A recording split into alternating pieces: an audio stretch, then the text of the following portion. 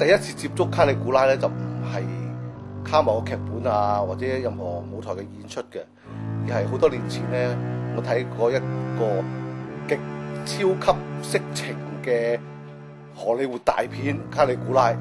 咁喺裏邊咧就即係一開眼界，我從來冇見過啲咁樣嘅鏡頭嘅。但係個片咧就係好多大明星嘅，有彼得奧圖啊、John Gielgud 啊、等等啊咁樣。咁所以我覺得哇咁勁嘅卡里古拉呢個人物，咁都開始留意。咁有一次去法國旅行咧，就見到有人做卡里古拉，咁我就去，因為睇過呢個鹹片嘅原因啦，就走咗去睇個舞台劇。咁就開始中意咗啦，就揾呢個劇本啊等等啊，開始睇啊，開始睇卡繆呢個人物啊咁樣，咁就深深愛上咗呢個劇本。咁呢套戲嘅編劇卡繆講過咧，呢個其實係一個導演同埋演員嘅戲嚟嘅。咁點解咁講咧？就係因為裏邊個台詞係好詩化啦，好激情啦，好爆炸性啦。咁所以演員嚟講咧，一定要有某程度嘅張力啊、感情嘅洋溢啊等等咧，先至可以演到呢個卡里古拉同埋其他嘅角色。咁對導演嚟講咧，要考驗嘅就係點樣可以將咁偉大嘅場面裏邊有祭神啊、有雜交啊、有一啲暴力嘅廝殺啊、將最心愛嘅人勒死啊等等呢啲咁樣嘅所謂叫做殘酷嘅場面，可以做到凄美同埋有一種美感喺裏邊咧。咁呢度係對導演嚟講一種好有趣嘅挑戰嚟嘅。但係咧呢一部卡里古拉暴虐魔君卡里古拉咧就唔係歷史劇嚟嘅，只不過咧係卡繆呢個作者咧叫做卡里古拉呢個真實嘅人物，然後加入自己啲思想啊、感情啊等等咧，就作咗一首蕩氣迴腸嘅現代哀歌出嚟。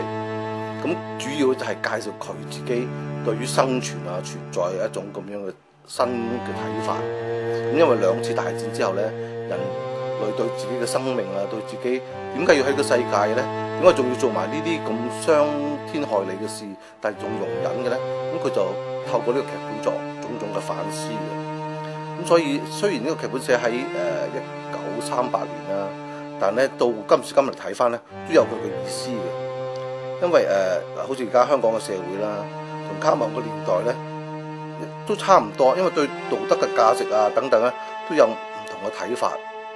人生存咧就好似好迷茫啊、空虛啊、個人主義啊，社會只係消費嘅文化啊咁樣。咁因為佢唔相信咧，即係世界上有真善美啦，係咪？咁所以人生啊等等，同而家年輕人一樣，就都係講孤獨啊、疏離啊、苦悶啊、苦難啊咁樣。生命裏邊係冇永久美好嘅嘢嘅。唔單止係即係做盡荒唐嘅事啦，但佢做荒唐嘅事係有佢自己嘅意義嘅。佢係愛嚟挑戰佢身邊嗰啲人啦，甚至挑戰神啦。佢希望喂神啊好出嚟講句説話咯，我殺人，我放火，我強姦，我私人暴政，點解你唔出嚟企起身講一句説話停啊？咁佢就會停啊。咁佢就覺得世界可以有永生，可以有愛，咁佢就都唔會繼續做翻自己嗰啲認為荒誕啊、淫亂嘅事。咁所以呢個卡里古拉其實佢係有自己一種正面嘅睇法嘅。咁雖然佢係一個可以叫做反面教材啦，但佢亦都有佢自己正面嗰一面咯。例如佢唔肯放棄啦，佢唔肯自殺啊，了斷自己生命咪算咯。佢亦都唔會帶住一啲盲目嘅感覺去我信咗神啊就算啦咁樣。咁佢反為咧，佢帶住一份好濃烈嘅熱情去面對佢自己認為好荒誕嘅世界嘅。咁呢個就係卡里古拉最凄美、最動人嘅地方。